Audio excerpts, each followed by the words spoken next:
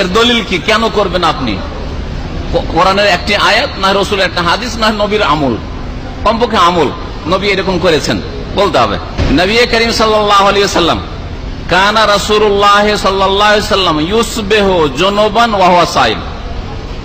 রাসূলুল্লাহ সাল্লাল্লাহু আলাইহি ওয়াসাল্লামের সকাল হয়ে যেত নাপাক অবস্থায়, মানে ফজর আজান হয়ে যেত, আর রোজা রাখতেন।